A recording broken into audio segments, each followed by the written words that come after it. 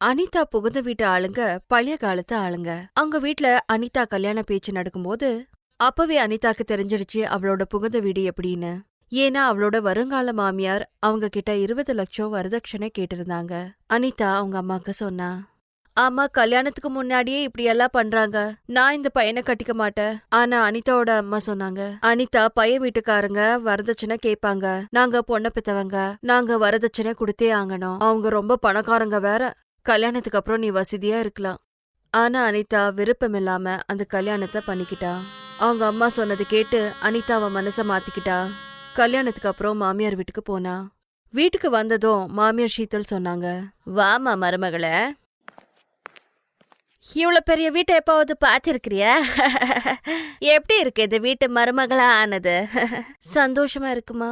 அப்படிதான் இருக்கும். ஆனா இந்த வீட்டுக்கு கொஞ்சம் விதிகள் இருக்கு. இந்த வீட்டு மருமக வீட்டுக்குள்ளேயே இருக்கணும். இந்த வீட்டுக்கு வெளியே போகவே கூடாது. வேற ஆண்களோட பேசவே கூடாது. ஷீதல் இன்னும் விதிகளை சொல்லிட்டே போனாங்க. எல்லா விதிகளையும் கேட்டு அனிதாவுக்கு மூச்சு முட்ட ஆரம்பிச்சுது. அவ ரூமுக்குள்ள போயிட்டு இருந்தா. அப்ப மாமியார் தடுத்து சொன்னாங்க, எங்க போற? என் ரூமுக்குள்ள போறாத்த. பாரா, அப்போ சமையல் யார பண்ணுவாங்க? புது மருமகன்னு சொல்லி சும்மா உட்காருவியா? இன்னிக்கே வேலை செய்ய ஆரம்பி. கிச்சன்ல பெரிய மருமக சமைக்கிறா, நீ போய் அவளுக்கு உதவி பண்ண. சரிங்க அத்த. அனிதா கிச்சனுக்கு போனா. அங்க அக்கா சமைச்சிட்டு இருந்தாங்க. என்னம்மா, அத்தை வந்ததும் எல்லா விதிகளை சொல்லிட்டாங்களா? ஆமாக்கா, அத கேட்டு எனக்கு மயக்கமே வந்துடுச்சு. அப்போ ஏன் நிலைமைய யோசனை பண்ணு. 4 வருஷமா இந்த வீட்ல இருக்கேன். ஒரு தடவை கூட அம்மா வீட்டுக்கு போகல.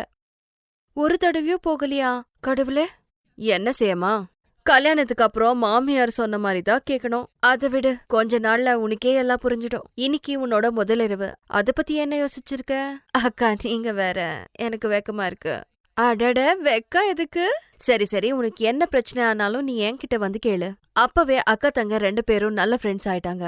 ராத்திரி அடிச்சு அனிதா அவ ரூம்ல அலங்காரம் பண்ணிக்கிட்டு உட்கார்ந்திருக்கா. அவ புருஷன் அமித் ஃப்ரெண்ட்ஸோட பார்ட்டி பண்ணிட்டு இருக்கா. பார்ட்டில நல்லா குடிச்சிட்டு வண்டி ஓட்டிக்கிட்டு வீட்டுக்கு வரும்போது குடிச்ச போதையில அவனுக்கு வண்டி மேல கண்ட்ரோல் போய் அவ வண்டிக்கு ஆக்சிடென்ட் ஆயிடுச்சு. அந்த ஆக்சிடென்ட்ல அவ இறந்து போயிட்டா. அந்த விஷயம் அனிதாக்கு தெரிஞ்சதோ அவ ஒடிஞ்சே போயிட்டா. அவ ரொம்பவே அழக ஆரம்பிச்சா. உங்களுக்கு என்ன ஆச்சுங்க? எங்க போயிட்டீங்க? எனக்கு எங்களோட முதலிரவு, அதுக்குள்ள என் வாழ்க்கையே போயிடுச்சு. அனிதாவோட மாமியார் அவ மேல பழிய போட்டாங்க. உன்னாலதான் என் பையன் செத்து போயிட்டா. நீ அபிஷேகனம் பிடிச்சவ. வீட்டுக்கு வந்ததும் என் பையனை முழுங்கிட்ட. நான் என்ன பண்ணமா? அவர் குடிச்சிட்டு வண்டி ஓட்டினா. ஆம்பளைங்கண்ணா அப்படிதான். மனைவி புனிதமா இருந்தா அவங்க உயிரோட இருப்பாங்க. குடிச்சிருந்தாலும் குடிச்சியே இருந்தாலும் நீ புனிதமானவ இல்ல. இத கேட்ட அனிதாவுக்கு இன்னும் துக்கமாயிடுச்சு. அப்போ அக்கா அங்க வந்து அவளுக்கு சமாதானம் பண்ணா. அழாதம்மா, இதுல உன்னோட தப்பு ஒண்ணுமே இல்ல, அழாத. அனிதா புருஷ இறுதி சடங்கு நடந்ததும் அனிதாவை கொடுமை செய்ய ஆரம்பிச்சா அவங்க மாமியார். எல்லா வேலையும் அனிதாவை பண்ண சொல்லுவா. எப்பவும் குத்தி பேசிக்கிட்டே இருப்பா. ஒரு நாள் அனிதாவோட அம்மா அனிதாவை பார்க்க வந்தாங்க. அனிதா அழுதுகிட்டே அம்மா கிட்ட சொன்னா, அம்மா, எந்த மாதிரி வீட்டுக்கு கட்டி கொடுத்திருக்க?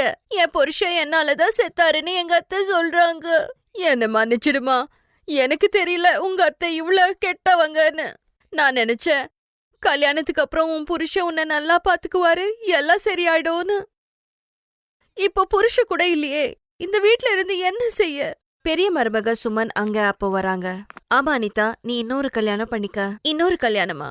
யாரோட? யார் என்ன கட்டிக்குவாங்க? பையனை தேடணும். உனக்கு இன்னும் சின்ன வயசு. முதல் இரவு கூட உனக்கு நடக்கல. கண்டிப்பா உனக்கு ஒரு பையன் கிடைப்பான். இன்னைக்கு என் தம்பி என்ன பார்க்க வரா, நான் அவகிட்ட பேசுறேன். அனிதாக்கு ஒண்ணுமே புரியல. அங்க அவங்க அத்தை வந்து சண்டை போட ஆரம்பிச்சா. மாமியார் அவங்க அம்மா கிட்ட சொன்னா, உன் பொண்ணு என் பையனை கொன்னிட்டா. வீட்டுக்கு கால் வச்சதும் என் பையன் செத்து போயிட்டா. என்ன பேசுறீங்க நீங்க? எந்த காலத்துல இருக்கீங்க? எனக்கு புத்தி சொல்லாத. உன் பொண்ணுகிட்ட குறை வச்சுக்கிட்டே இதெல்லாம் பேசாத. சரி, என் பொண்ணுகிட்ட அவ்வளவு ப்ராப்ளம் இருந்தா நான் அவளை வீட்டுக்கு கூட்டிட்டு போயிடுறேன். அதே எப்படி? அவ வரமாட்டா. வீட்டு வேலை செய்ய அவளை கூட்டிட்டு வந்தனா. இப்படியே பேசிக்கிட்டு இருந்தாங்க. அப்போ சுமன் தம்பி அனிமேஷ் வந்தா. அனிமேஷ பார்த்ததும் அனிதாக்கு ஏதோ ஆயிடுச்சு. அனிமேஷ் நீளமா ஹேண்ட்ஸமா இருந்தா. அனிமேஷ் அனிதாவை பார்த்தா. ஏ அனிமேஷ், வா, உனக்காக தான் காத்துக்கிட்டு இருந்த. இது பாரு, இவதான் என்னோட தங்க அனிதா. ஹாய் அனிதா. அக்கா உன்னை பத்தி நிறைய சொல்லியிருக்காங்க. உன்னை பத்தி கேட்டு ரொம்ப வருத்தமாயிடுச்சு. எல்லாம் என் தலையெழுத்து. அனிமேஷ் என் ரூமுக்கு வா, நான் உன் கூட பேசணும். அனிதாவுடைய அம்மா வீட்டுக்கு போனாங்க. அவ வீட்டு வேலை செய்யறா. சுமன் அனிமேஷை கூட்டிட்டு ரூமுக்கு போய் அனிதாக்கு பையனை பார்க்க சொன்னா. நீங்க வேற ஒரு பையனை பார்க்கலாம் இல்லையா? தெரியல, ஆனா நாங்க முயற்சி பண்ணணும். நீ ஃபர்ஸ்ட். அப்படி யாரு இருக்காங்க? ஆமா அக்கா, நான் அனிதாவை கல்யாணம் பண்ணிக்கலான்னு இருக்கேன். அவளை பார்த்ததும் என் மனசுக்கு ரொம்ப பிடிச்சு போச்சு. வாவ், முதல் பார்வையில காதலா? சுமன் இத அவங்க அத்தைக்கு சொன்னதோ அவங்க ரொம்ப கோவப்பட்டாங்க. உனக்கு எவ்வளவு தைரியம் இத சொல்றதுக்கு? சொந்தக்காரங்க கிட்ட அசிங்கப்படமா? அத்தை, அவளுக்கு முதல் இரவு கூட ஆகல. அவ விதவையாவே வாழ்க்கை பூரா இருக்கணுமா? என்ன இப்போ? நான் கூட விதவையாதான் வாழ்க்கை பூரா வாழ்ந்துட்டு இருக்கேன். 20 வயசுல என் புருஷன் இறந்துட்டாரு. அப்போ உங்களுக்கு தெரியும் அத்தை, வாழ்க்கை பூரா விதவையா இருக்கிறது எவ்வளோ கஷ்டம்னு. அதே கஷ்டத்தை அனிதா கூட படணுமா? உங்களுக்கு 2 பசங்க இருந்தாங்க. அனிதாக்கு யார் இருக்கா? யோசனை பண்ணுங்க, அவளுக்கு எவ்வளவு கஷ்டமா இருக்கும்னு அப்படின்னு சொல்லி சுமன் அங்கிருந்து போயிட்டா. அந்த ராத்திரி ஷீதல் யோசிச்சாங்க. கணவரை எழுந்து ரொம்ப கஷ்டப்பட்டாங்க. ஆனா அவங்களுக்கு 2 பிள்ளைங்க இருந்தாங்க. ஆனா அனிதாக்கு அந்த மாதிரி யாருமே இல்ல. அதை யோசிச்சு ஷீதல் அழ ஆரம்பிச்சாங்க. அந்த துக்கத்தை அவங்களால தாங்க முடியல. ஷீதலோட கோவம் கூட இறங்கிடுச்சு. காத்தால அனிதா கிட்ட அவங்க சொன்னாங்க, அனிதா, என்ன மன்னிச்சிடு. வாழ்க்கையெல்லாம் தனியா இருந்து நான் கல்லாயிட்டேன். நான் உன் கூட ரொம்ப கெட்டதா நடந்துக்கிட்டேன். நீ இன்னொரு கல்யாணம் பண்ணிக்கோ. நான் உன் கூட இருக்கேன். நானே உனக்கு கல்யாணம் பண்ணி வைக்கிறேன் அத்தை. அனிதா அவங்க அத்தைய கட்டி பிடிச்சுக்கிட்டா. ஒரு வாரத்துல அனிதா கல்யாணம் அனிமேஷோட நடந்தது. இப்படி பெரிய மருமக சின்ன மருமகளுக்கு கல்யாணம் பண்ணி வச்சாங்க. இப்போ அனிதா அனிமேஷோட ரொம்ப சந்தோஷமா வாழறா.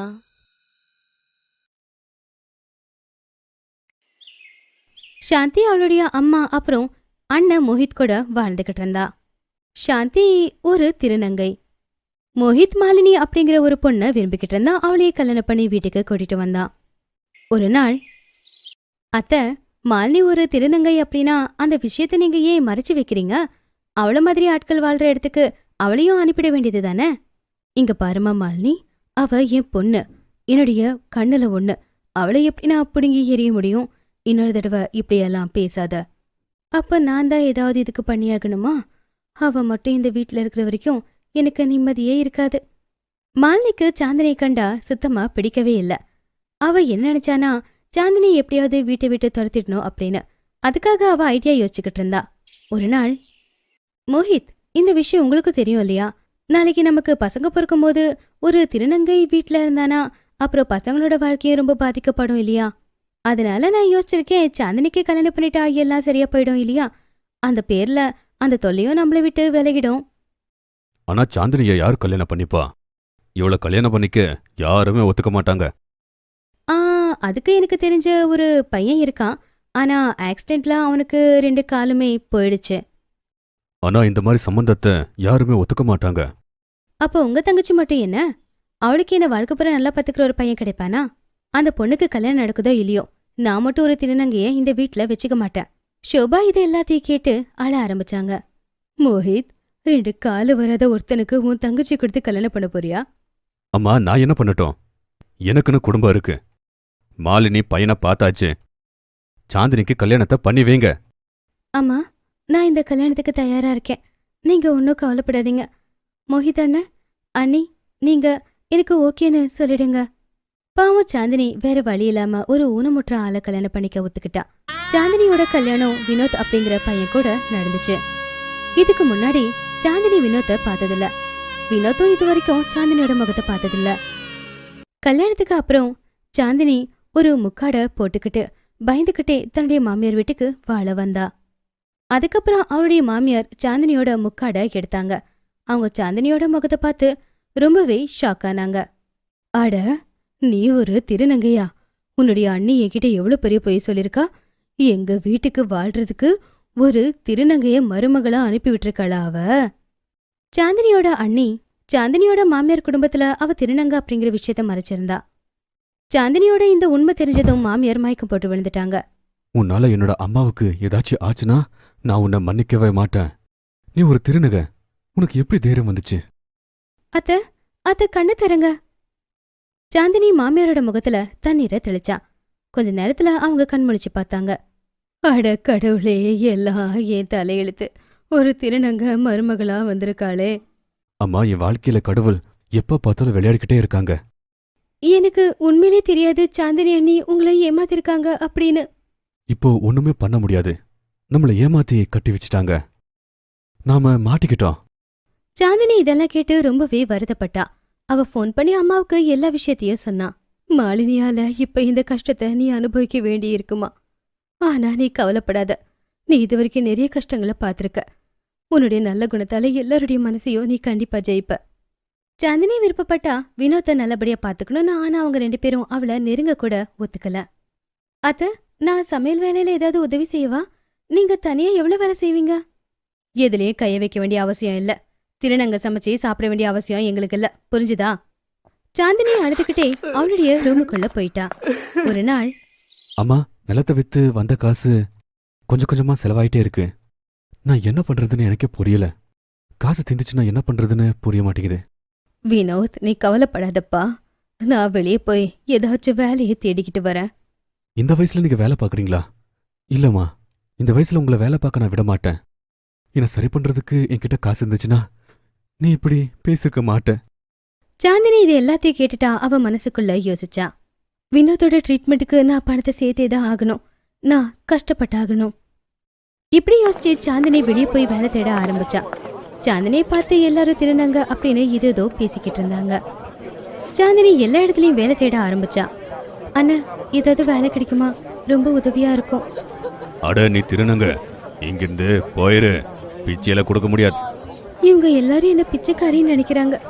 நான் என்ன பண்ணுவேன்? நான் இவங்க கிட்ட வேலை கேட்க வந்தா பிச்சை போடுறேன்னு சொல்லி அனுப்பி விடுறாங்களே. கடவுளே, எனக்கு ஏதாவது உதவி செய்ப்பா. மம்மி, எனக்கு மம்மி கிட்ட போகணும். Mummy, mummy. அட பாப்பா, என்னாச்சு? ஏன் அழுகுற? அமைதியாரு. உங்க அம்மா எங்க போயிட்டாங்க? ஆனா அந்த பொண்ணு தொடர்ந்து அழுதுகிட்டு இருந்தா. சாந்தினி அந்த குழந்தைய இடுப்புல தூக்கி வச்சுக்கிட்டு அவ அம்மா எங்க அப்படின்னு தேடிக்கிட்டு இருந்தா. ஆனா அவங்க அம்மா எங்கேயும் கிடைக்கலன்னும் போது பக்கத்துல இருக்கிற போலீஸ் ஸ்டேஷனுக்கு கூட்டிட்டு போனா. இன்ஸ்பெக்டர் சார், இந்த பொண்ணு சந்தையில எனக்கு தெருவோரமா கிடைச்சா. பயத்துல வாய் திறந்து எதுவும் சொல்ல மாட்டேங்கிறா. அதான் உங்ககிட்ட கூட்டிட்டு வந்தேன். நீங்க ஏதாச்சும் பாருங்களேன். இவ பாக்குறதுக்கு திருநக போல இருக்கா. என்னம்மா, இந்த குழந்தை ரோட்ல இருந்துச்சா? குழந்தை, உன் பேர் என்ன? பிங்கி. குழந்தை, உங்க அம்மாவோட ஃபோன் நம்பர் ஞாபகத்துல இருக்கா? Mummy, mummy. குழந்தை பயந்துருக்கு. கொஞ்ச நேரம் நாம வெயிட் பண்ணி பார்க்கலாம். யாராச்சும் தேடிக்கிட்டு வருவாங்க. அதுக்குள்ள ஒருத்தங்க அழுதுகிட்டே அங்க வந்தாங்க. இன்ஸ்பெக்டர் சார், என் பொண்ணு, அவரோட பேரு பிங்கி. நான் சந்தையில பொருட்களை வாங்கிட்டு இருக்கும்போது எப்படி அவ தொலைஞ்சு போனான்னு நான் கவனிக்கவே இல்லை சார்.